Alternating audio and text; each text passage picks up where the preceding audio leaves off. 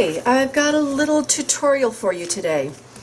The other day I had a private student over and I had a little sunflower bouquet, so we each did our own rendition of it, and it kind of came out a little bit cute. I like it. You can see all these pencil marks? We did a bunch of sketching first.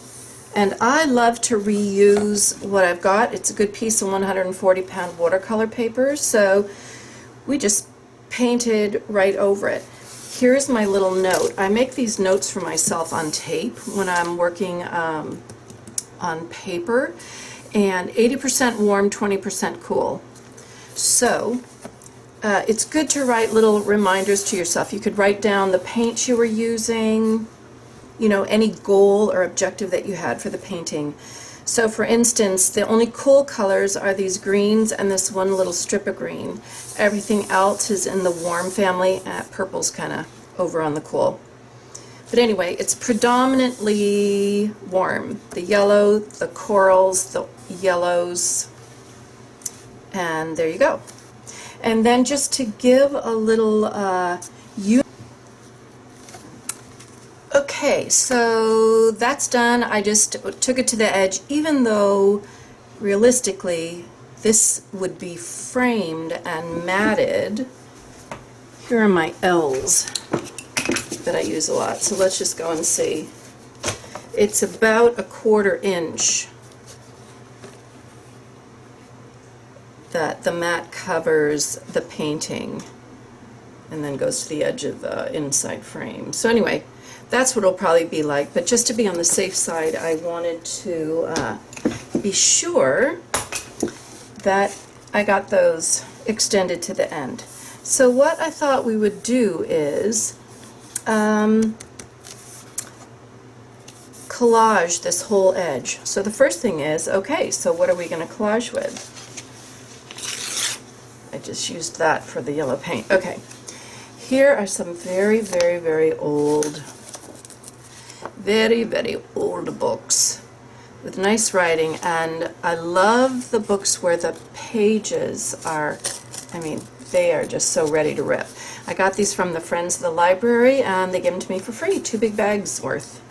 So what I have to do then is I went through my collage drawer, of which I have a few, and I looked up different books to see. I kind of liked this one, and Percy Bysshe Shelley. So there's some poems. That's another possibility, but I think I'm looking for something that has, you know, the longer writing. A friend of mine gave me this manga book, and that's fun under some things that I do, but not right for this.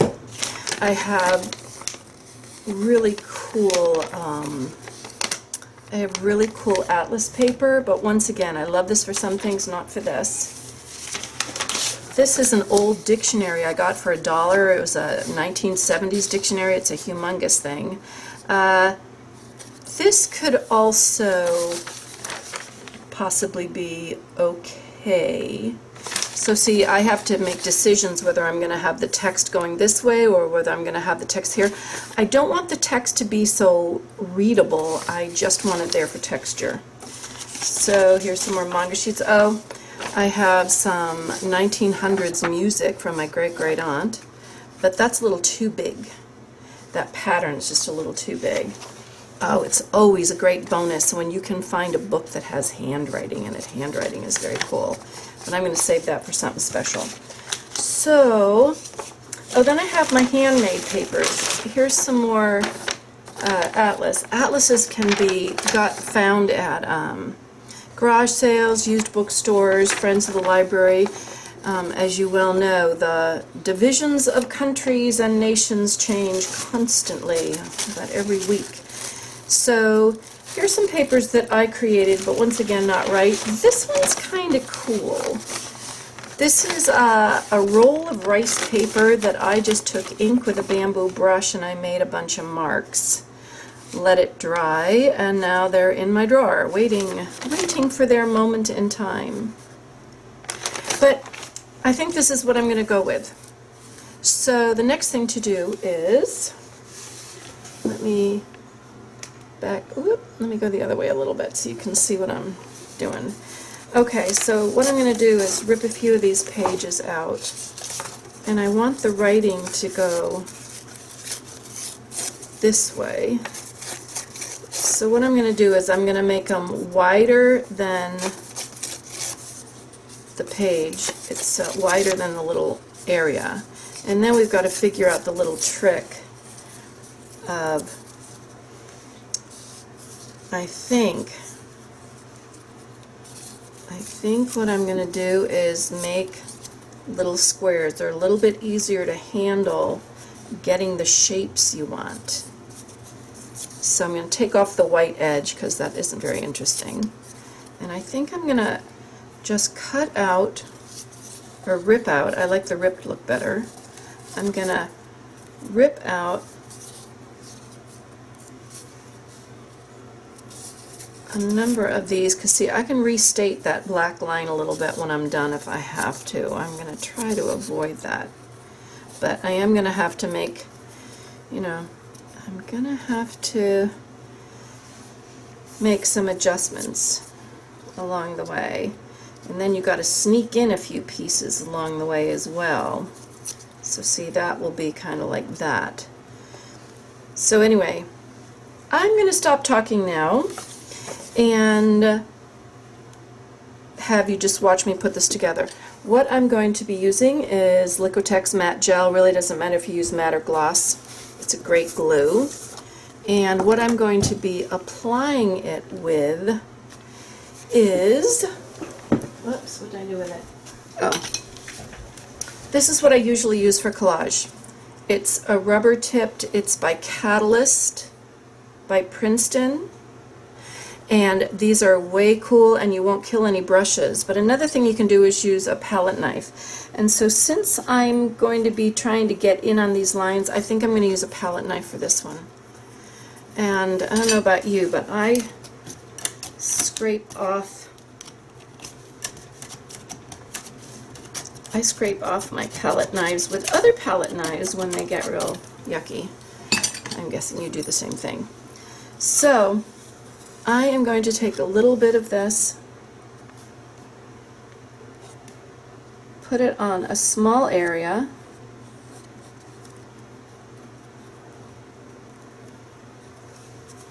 and then put this right up to there. I'm not going to worry about putting gel on top of it till I'm all done, but that is what I will do. So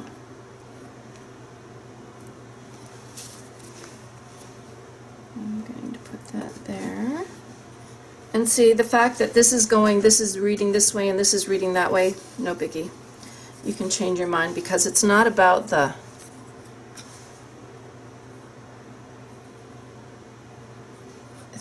reading it. I like this side better.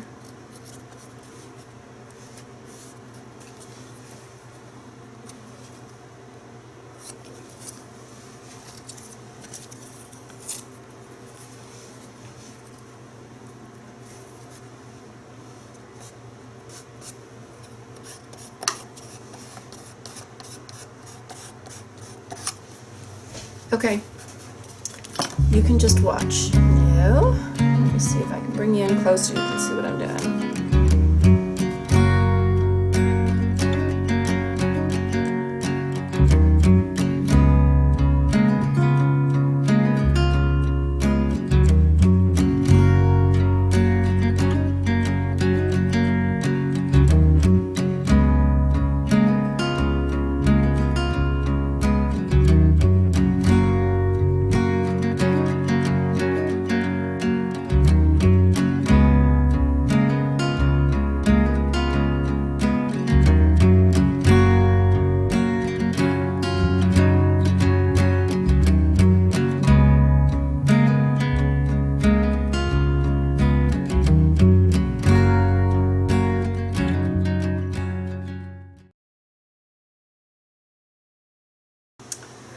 Okay, So I have decided I do want a bright yellow around the edges. So when I am doing just a very, very small amount of painting, rather than bring my great big palette up here, I just take a piece of cardboard, wax paper, and I have a drawer full of these little clippies. And anyway, that's what I'm doing. I'm going to take a little glazing liquid because I want it transparent. And I'm just going to, actually I prefer to use a palette knife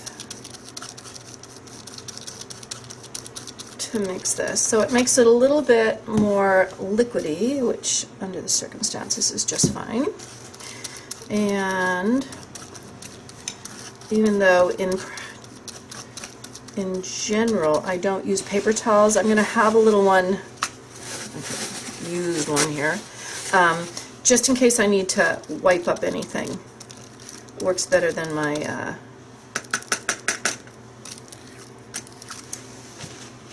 messy, whatever, my rag. Okay, so I'm going to put a little bit, even though I want it still transparent, it needs a little white. So I'm going to just mix all this together. See, that's a little bit more what I was thinking. It's a little bit more my sunflower color. So I'm going to go out here. It's a little bright, but acrylics dry a little darker. And of course we can always go down back and glaze it. So these are going to be cut off is what I'm thinking, but now I'm actually playing with the ideas. What if this was floated on a piece of mat and these rough edges showed? That could be kind of cool. So, oh boy, that's bright. That's all right. We can maybe glaze it down next time with something, or even in a minute here.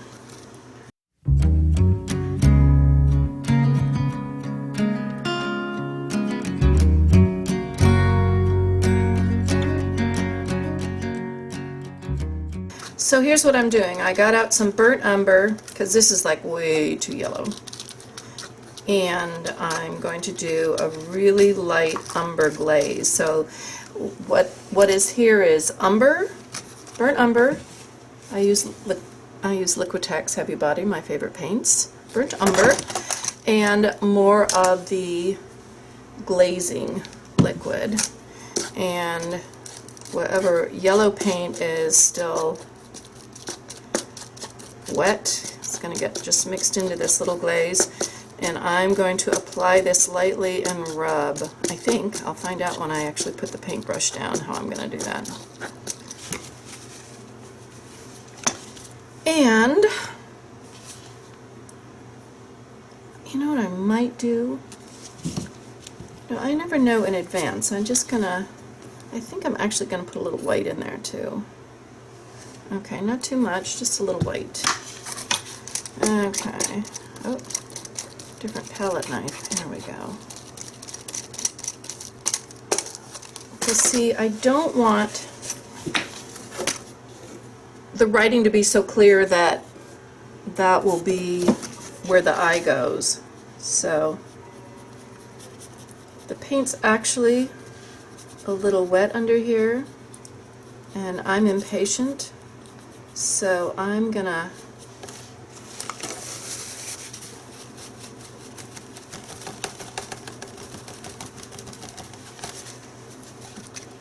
who knows? It's all an experiment.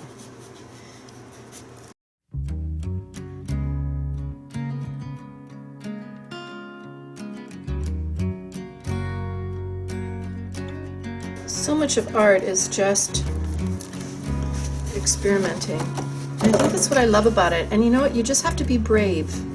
If you're fussy and tight and you're scared, oh, will it work? You can't even think about that.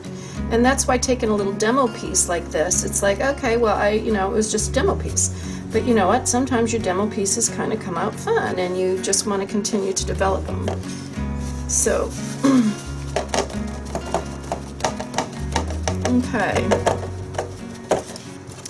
So, might be just a little better. And see, here's the other thing I like. I like that the yellow of the leaves of the sunflower are showing up more, so they're not competing with this overly bright background. So you can still see the writing, but let me get my brush clean first. So let's try those L's again and see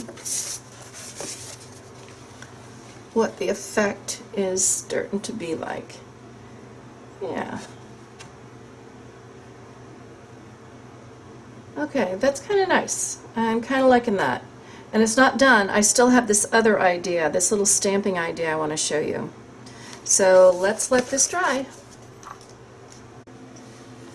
Okay, everything has dried, and I have to say I'm really liking the little raggy edges, so I'm kind of more thinking about that, floating this on a, of course, look, I have to do something there, or maybe not. But anyway, so here was my last idea that I wanted to try. I felt like I wanted to do some kind of stamping pattern, and I don't have any real stamps, because I like making things up. It's just more fun for me. So here's an eraser that will make this mark. Look at this, is a lead container for my pencils. Makes these beautiful little diamonds. This is another lead pencil container, and it makes these beautiful empty ones because it's recessed. And there's always the pencil, and that's where I got these dots. So what I'm trying to figure out is I'm really drawn to these diamonds. At first I wanted to do this, but the only way I could do that is if I cut this, because I wanted a checkerboard. So you know what, I think I'm going to go cut this and then I'll come back. Okay, so a sharp razor, I drew the line on the sides and the top, and then just cut through. That was pretty easy. So there I have pretty much close to, that would be my original idea of having like a checkerboard. So let's move this stuff, and let's go back to our picture. Actually, let's go back to our little stamper here. And I just have some black paint here. I see that this, let's see. Okay, see how this end has a curved, let's see, it has a curved side right there. That's kind of a curve. Oh, it's probably where I used it, duh. Okay, anyway, and so that's a square. So that's what we're going to try. So you don't want to do it too wet. And then I will, okay, that's the idea. That's what I wanted initially. That's what I'm doing. So here we go. And I'm gonna, oh gosh, you never know if something like this is gonna work out or not. So here's another thing. If you want them to be evenly spaced, but you have something in the way, you have to use a mask. See that? Okay.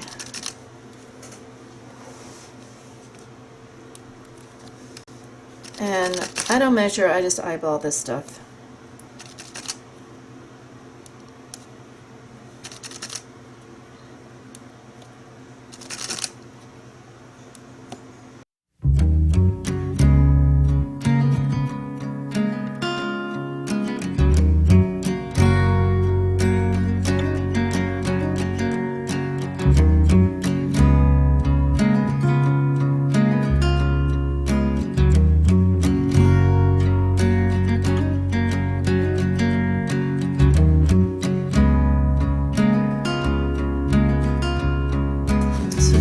Maybe that's a little crazy, but that's kind of what I had a vision of.